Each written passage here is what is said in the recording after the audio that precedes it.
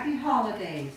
It's a sentiment you will see and hear throughout the coming weeks.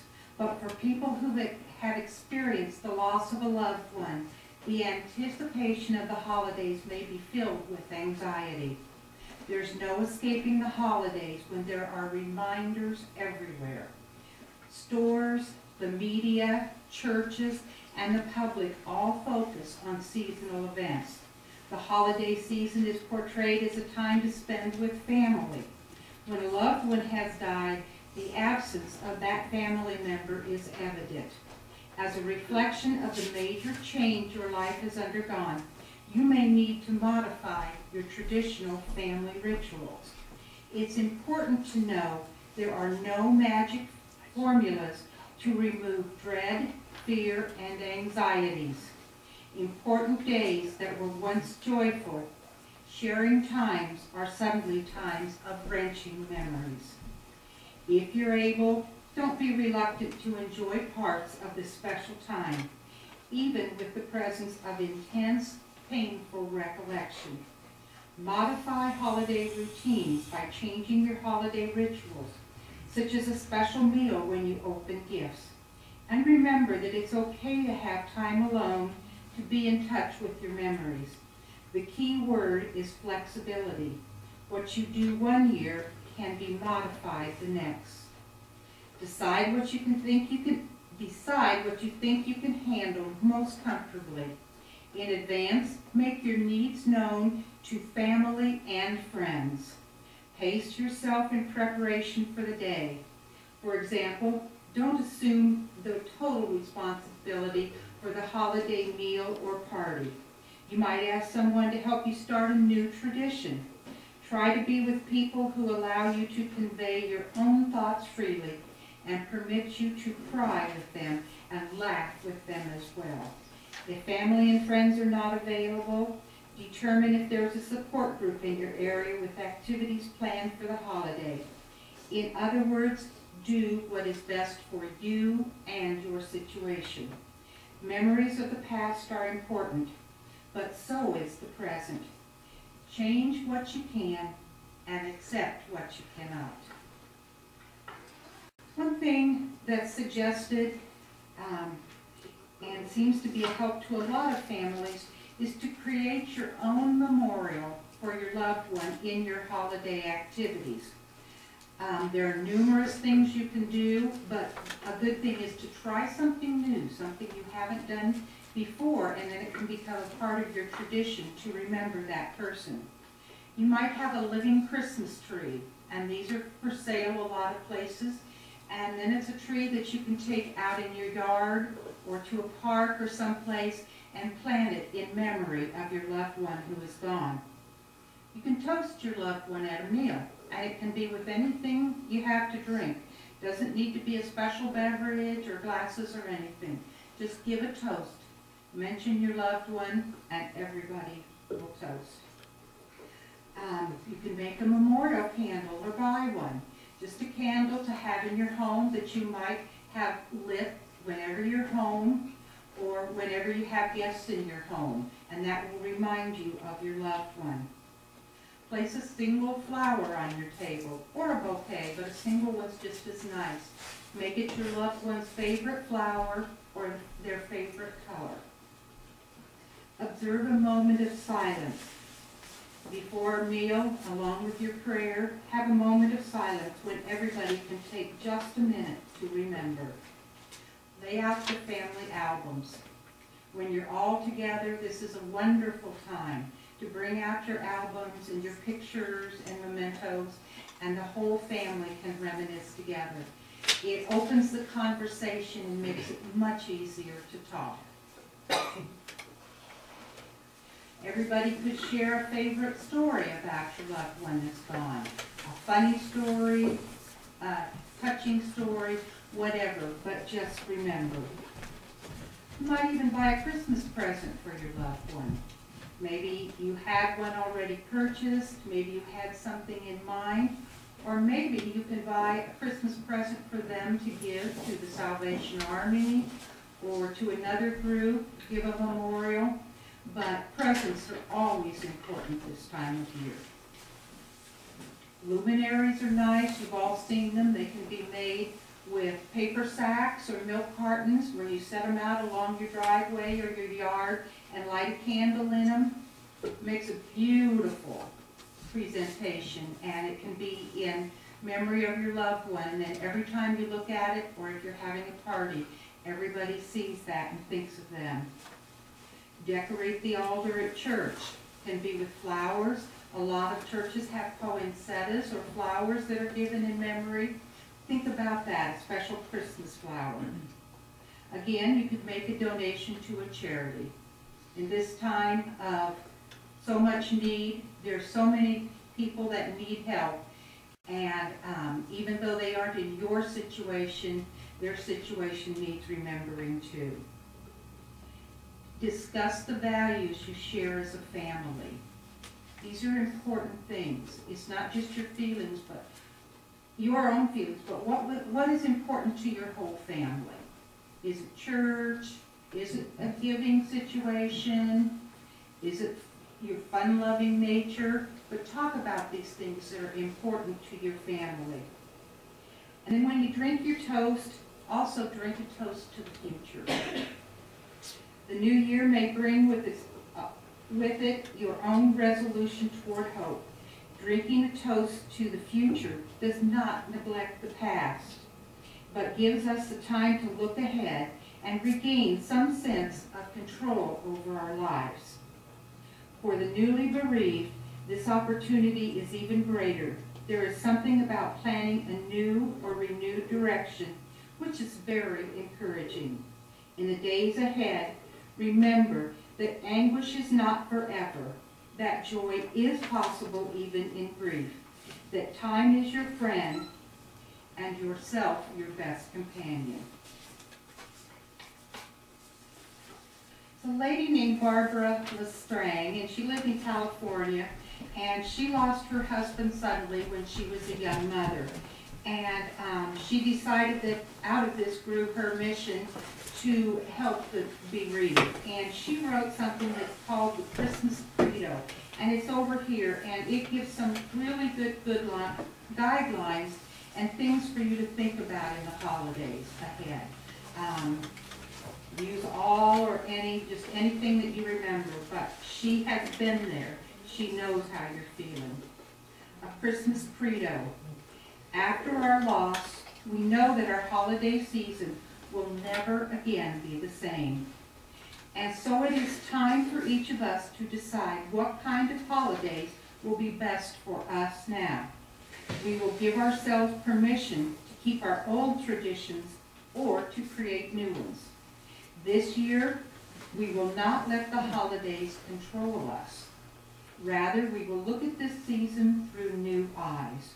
We will evaluate each task by asking, is this a comforting tradition or an obligation? We will eliminate the activities we don't care to do and focus on those we want to do. We will not let others make these determinations for us. Rather, we will make them ourselves. We know that with simple planning, we can accomplish each goal. After our tasks are completed, we will praise ourselves, knowing there may be days ahead when the only one to praise us will be us. We will not let other people or events dictate our activities. Rather, we will simplify. Since energy and concentration are at an all-time low, we will plan our work and follow our plan, setting reasonable limits for ourselves and distinguishing between the used-to-bes and the now. We will take each day one day at a time. We may need to become our own caregivers for a while. Nourish and exercise ourselves. Get us to bed on time. Go for long walks. Find new ways to relieve stress and avoid alcohol and non-essential drugs. We're going to be good to ourselves, and we're going to take care of ourselves. We can do this one day at a time. We will not be influenced by the expectations of others. Though this may seem unkind, it is not. We know that we can't be all things to all people. This year, we will give ourselves permission to focus upon our own needs. We will explore our feelings and follow our hearts.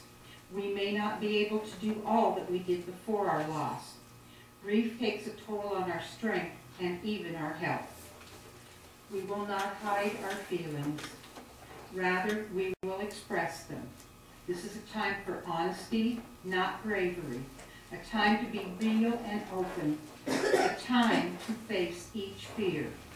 We know that our sadness may intensify during the holidays, and though we can't help how we feel, we can help what we do. Knowing this, we will chart our course, and as much as possible, we'll follow that course. We will not expect our friends and family to know how to help us in this holiday season. Rather than suffer in silence, we will tell them. We will talk about our needs and tell them our wishes. They can't read our minds. We may choose to keep things as they were, or we may want to change them. New sights and sounds, people or places may provide some comfort for us this year. We know that for now, our needs must come first. We know too that this year we don't have to brave the crowds in a gift-buying frenzy. A gift can come from in many forms, and there are two ways to spell it. Presents, P-R-E-S-E-N-T-S, and presence, P-R-E-S-E-N-C-E. The gift of one's time is a beautiful way to say, I love you. Friends and family will understand. They love us for who we are, not what we do. Remember, too, that we don't have to buy a Christmas tree this year. Instead, we can decorate our homes with poinsettias, sprigs of greenery, light an indoor tree, or plant an outdoor tree in memory of our loved one. We may not decorate at all, and that's okay. A memory table with candles and pictures or some of their favorite things may be the better choice. For as we light each candle, we celebrate each precious life. We know that this may be the hardest of all, but we will try not to focus on the empty chair. Rather, we will cherish those who are with us. For as we look at each precious face, we will remember who they are and what they mean to us. We will look forward and not to the past. We will talk about our loved ones, recalling the good times and sharing memories of days gone by, days of happiness and love. Each memory will comfort and sustain us now and in the days ahead. And if we need to cry, we'll go ahead and cry. Who could love us less? We'll seek silver linings, not dark clouds. We reach out for moments of joy and gratitude, healing moments. We will encourage ourselves and each other as we move into the future, believing in our ability to create a new life and knowing that we can't celebrate our tomorrows like our yesterdays. We will not succumb to the enemy of life's isolation nor become prisoners of our grief. Rather, we will go forth, sharing our lives with others. We will take off our masks and be who we are, remembering that even though we are grieving, we still have much to give and much to receive. We will talk about our loss. We will talk to other survivors. We will listen and learn from them. We will learn from our grief and journal about our pain. We will seek healing moments. We will find new ways to deal with our pain and new ways to cope with our loss. We will learn how to speak truth to ourselves. We will be gentle with ourselves. If along the way we encounter the emotions that travel with grief, guilt, anger, depression, rage, or fear, just to name a few, we will find safe ways to express them. Our recovery depends on it. And after all of this is said and done, we will gather the lessons of our loss and save them in our hearts for you. For the journey we are taking waits for all who love and lose. And so we say, please accept me for who I am. I'm not the same person I used to be. My loss has changed me and the world I live in. but deep inside, I'm still here. I'm still me. And as strange as this may seem, I'm trying to make friends with my grief. It's a testimony of my love, a love that will live in my heart forever. So when I slip into bed on Christmas night, I will realize that I made it through the day. A day I truly dreaded. Sure, it was a different day, and at times a difficult day. But I faced it, and though there were tears and sadness, I survived, and so will you. For we will come to understand that Christmas isn't our enemy. Christmas is our friend. This is the birth of the Christ child. This we can celebrate in memory of our loved ones and of Him. I'm sure you've all seen the chicken soup books. There's chicken soup for everything. This is from Chicken Soup for the Grieving Soul, and this is a short story about a woman who lost her husband right before Christmas. It's called Remember the Courage, and it's written by Janelle Breeze. Christmas is a special time of year, and while pretty packages and twinkling lights are the window dressing for this exciting festivity, it is the warmth and love of family that make the holiday season so memorable. However, it can be a painful time for those experiencing the recent loss of a loved one. 12 years ago, my husband died suddenly. Although it was only the end of October, department stores glittered with decorations and staff worked eagerly to jumpstart sales. When purchasing outfits for my 10 and 12-year-old daughters to wear to their father's funeral, the sales clerk innocently asked if I was getting an early start on my Christmas shopping. I shall never forget the piercing pain in my heart as I stumbled for an answer. I drove home in tears, realizing just how out of sync I was with the outside world. The holiday momentum was building, and I felt as though I was being swallowed by a huge black hole. I wanted to scream. I wanted the world to stop spinning, and I wanted to run away, to find some place that wasn't dripping with tinsel and holiday cheer. But more than anything, I wanted my family back. The following weeks passed, and December 25th approached quickly. I struggled with wanting to dismiss Christmas, and yet, at the same time, to embrace the childhood excitement my daughters were beginning to brim with. While it was easy for me to sustain resentment towards the outside world, it was impossible to resist them. They made their annual wish list and insisted on decorating the house. Through their actions, it became abundantly clear that Christmas was going to happen, whether I wanted it to or not. My girls taught me more about grieving than I could have ever taught them. They missed their dad terribly, yet they were able to perceive the enchantment of Christmas as they had in years prior, albeit in a different way. It was obvious they'd made a choice to participate in the ardor of Christmas. Being children, they may not have been aware of the implications of this choice. Perhaps that was the saving grace. By making an unconscious choice, they were relieved of any damning self-judgment that would cite disrespect to their father's memory. They instinctively knew their lives had to go on, and they showed me that mine had to also. Christmas did go on for us that year, and yes, it was very different.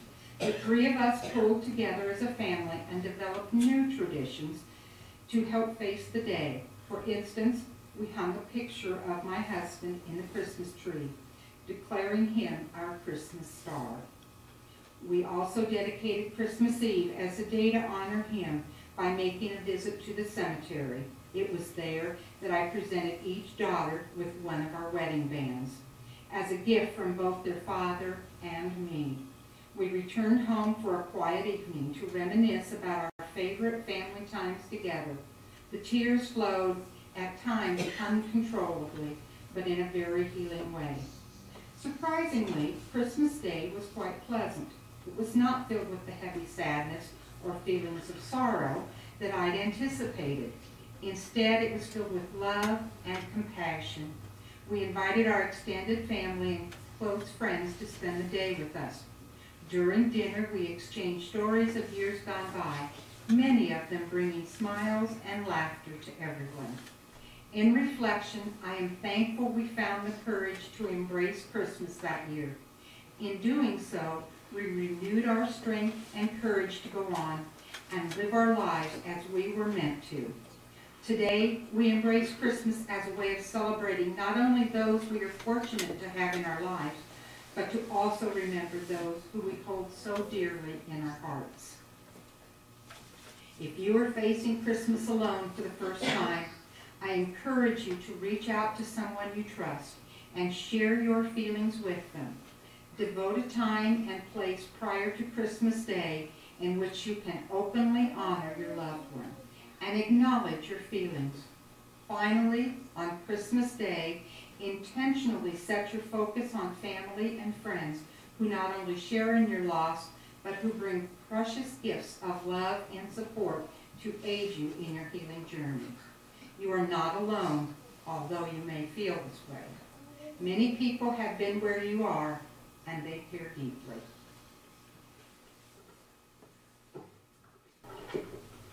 We'll now light our candles in memory of our loved ones.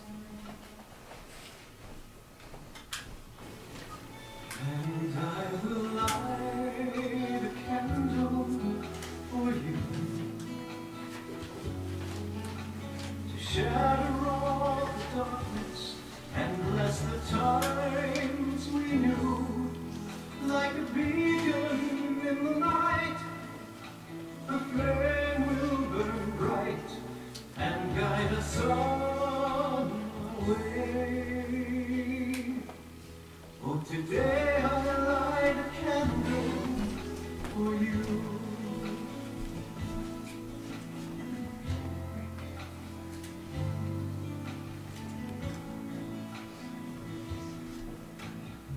The seasons come and go, and I'm weary from the change. I keep on moving on, you know it's not the same. And when I'm walking all alone, do you hear me call your name? Do you hear me sing the songs we used to sing? And I will light a candle for you to shatter all the darkness and bless the times we knew. Like a beacon in the night, the flame will burn bright and guide us on our way. Oh, today I light a candle for you. You filled my life with wonder, touched me with surprise. I always saw that something special deep within your eyes. And through the good times and the bad, we carried on with pride. I hold on to the love and life we knew. And I will light a candle for you, shatter all the darkness and bless the times we knew. Like a beacon in the night, the flame will burn bright and guide us on our way. Oh, today I light a candle for you. Oh, today I light a candle for you.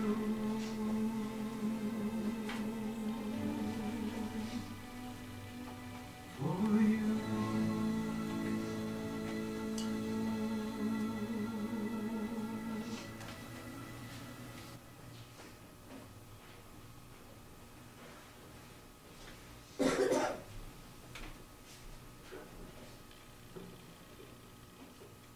we light these 4 candles in honor of you, we light one for our grief, one for our courage, one for our memories, and one for our love.